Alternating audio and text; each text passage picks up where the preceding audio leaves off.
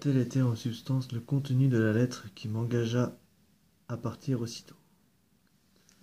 Sans plus attendre ni répondre, ni argent, ni réponse ni argent, je comprenais à présent que si don Ferdinand m'avait envoyé auprès de son frère, ce n'était pas pour acheter des chevaux, mais pour s'acheter son plaisir. La colère que j'éprouvais à son égard et la crainte de perdre un cœur que j'avais mis tant d'années et de soins à gagner me donnèrent des ailes.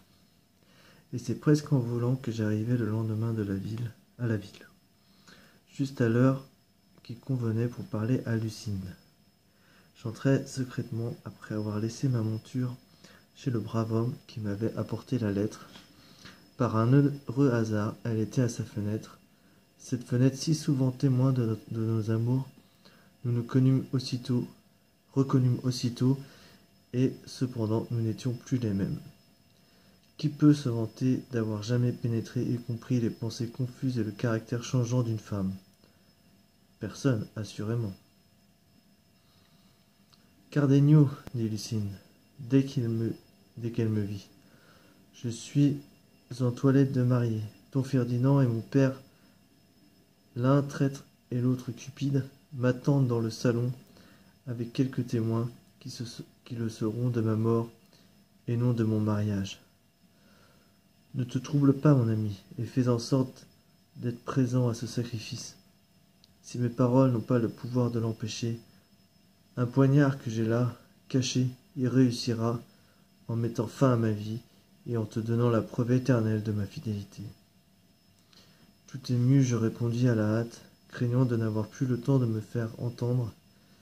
Puisse ta conduite justifier tes paroles. Si tu portes une dague pour sauver ton honneur, moi je porte une épée pour te défendre et pour me tuer si le sort nous est contraire. Je ne sais si Lucinde m'entendit jusqu'au bout, car on vint la chercher. Son fiancé l'attendait, le soleil de ma joie venait de se coucher, et la nuit de la tristesse se fit en moi. Mes yeux avaient perdu la lumière, mon cerveau la raison. Je ne pouvais trouver la porte de ma bien-aimée, ni faire un pas. Cependant, considérant combien ma présence était nécessaire en pareille circonstance, quoi qu'il pût arriver, je retrouvai courage et j'entrai dans cette maison dont je connaissais bien toutes les issues. La confusion qui y régnait était telle que personne ne me vit. Je me dissimulai dans l'embrasure d'une fenêtre du salon, derrière deux tentures avec lesquelles je pouvais voir, sans être vu, tout ce qui se passait dans la pièce. Comment vous décrire les inquiétudes qui m'agitaient, les pensées et les réflexions qui me traversaient l'esprit?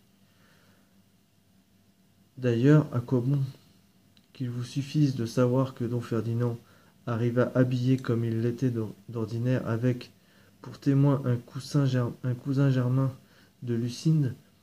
Toutes les autres personnes présentes étaient des serviteurs de la maison. Un moment après, Lucinde sortit d'une antichambre accompagnée de sa mère et de deux suivantes, vêtues et parées avec toute l'élégance et la grâce qu'exigeait sa haute naissance et son extrême beauté. L'égarement où j'étais ne me permit pas de remarquer les détails de son costume. Je me souviens seulement des couleurs qui étaient le rouge et le blanc.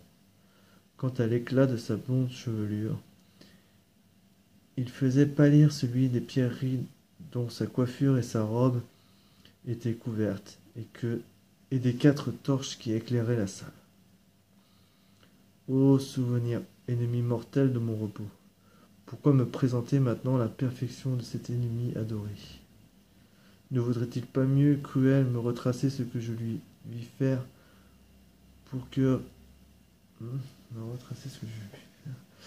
pour que, ranimé par cet outrage manifeste, je puisse me venger, ou du moins mettre un terme à ma vie. J'espère, messieurs, que vous me pardonnez ces digressions,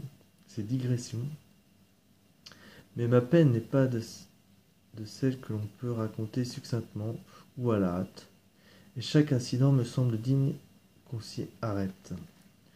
Le curé lui répondit que non seulement il ne se lassait point de l'entendre, mais qu'il prenait au contraire grand intérêt à tous ces détails qui méritaient la même attention que le reste du récit. Lorsque tout le monde fut réuni dans le salon, poursuivit Cardenio, on fit entrer le curé de la paroisse, qui prit les 2 fiancés par la main pour procéder à la cérémonie. Lorsqu'il demanda « Lucinde, acceptez-vous de prendre Don Ferdinand, ici présent, pour légitime époux, selon le commandement de notre sainte mère l'Église ?» Je passai toute la tête et le cou entre les tentures, et bien que troublé dans l'âme, je me préparais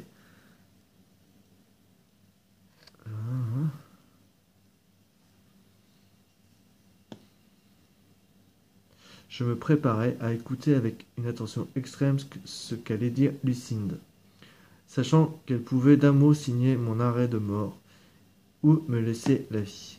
Hélas, j'aurais dû alors me montrer et lui crier devant tous « Lucinde, Lucinde, prends garde à ce que tu fais et considère ce que tu me dois.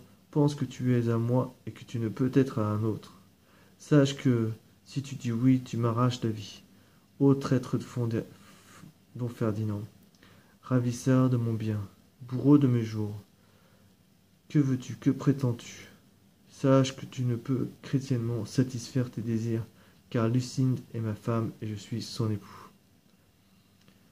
Ah, pauvre fou, à présent que je suis loin d'elle et du danger, je dis que j'aurais dû faire ce qu'alors je n'ai pas fait. À présent, je me suis laissé ravir mon plus cher trésor. Je maudis le voleur dont j'aurais pu me venger si j'en avais eu le courage, comme j'ai aujourd'hui l'audace de me plaindre. Enfin, puisque je ne fus alors qu'un sot et un lâche, il est juste que je meure aujourd'hui, dans la honte, le repentir et la folie. Le curé attendait la réponse de Lucinde, qui tardait à la donner. Et au moment où je pensais qu'elle allait tirer son poignard pour sauver son honneur, ou proclamer une vérité qui était en moi, en ma faveur, je l'entendis prononcer d'une voix faible et tremblante « Oui, je le veux. » Don Ferdinand ayant répondu de même, il lui mit l'anneau au doigt, et ils furent ainsi unis par les liens indissolubles. Le marié s'approcha pour embrasser son épouse, mais elle, mettant la main sur son cœur, tomba évanouie entre les bras de sa mère.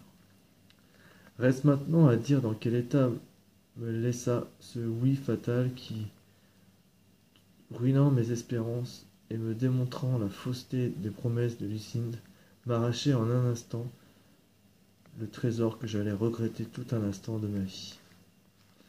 Je ne savais que faire.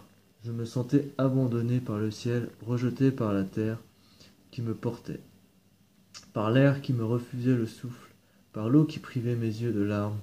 Seul le feu s'était accru, car je me consumais de fureur et de jalousie. L'évanouissement de Lucinde avait mis toute l'assistance en émoi. Sa mère ayant délacé son corsage pour lui donner de l'air, on y trouva un papier plié que Don Ferdinand prit aussitôt, après l'avoir lu à la lueur d'une des torches. Il se laissa tomber sur une chaise, la joue dans la main, comme un homme absorbé dans ses réflexions, sans s'inquiéter des soins dont on entourait sa femme pour tenter de la ranimer.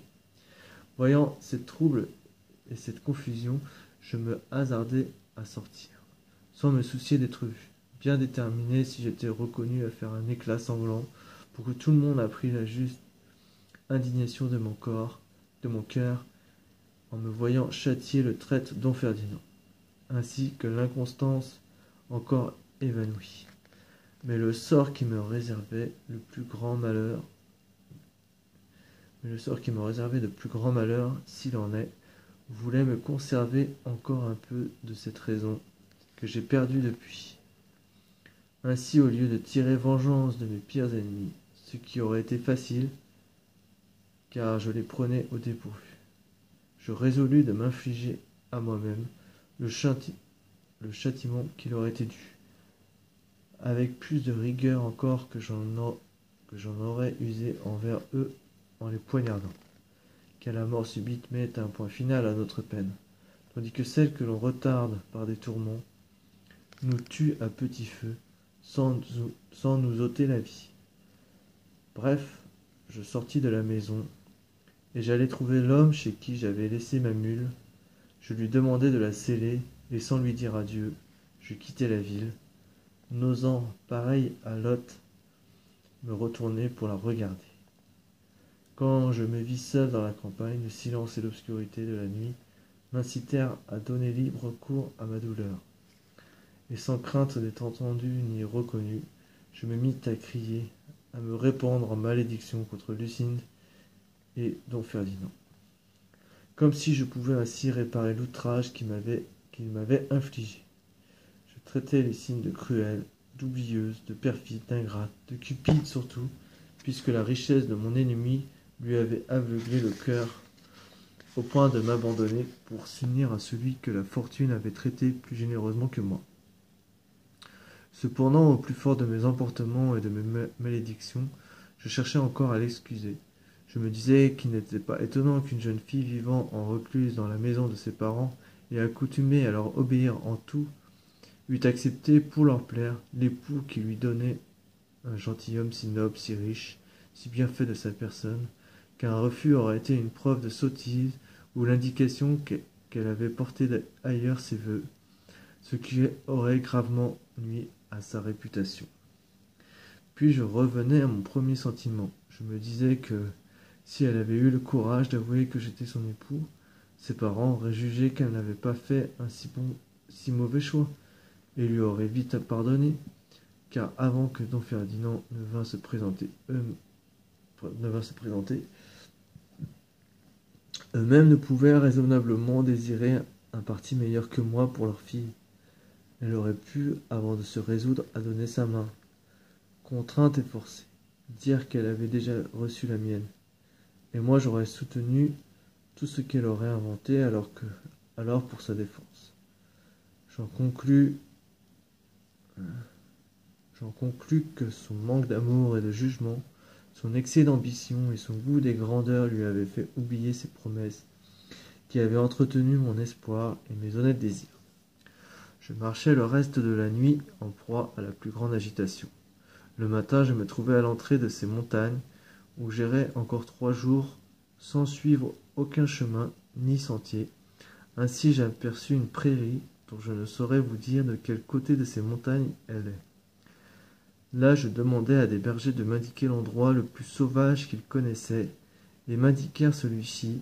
Je m'y dirigeai aussitôt, dans l'intention d'y finir mes jours.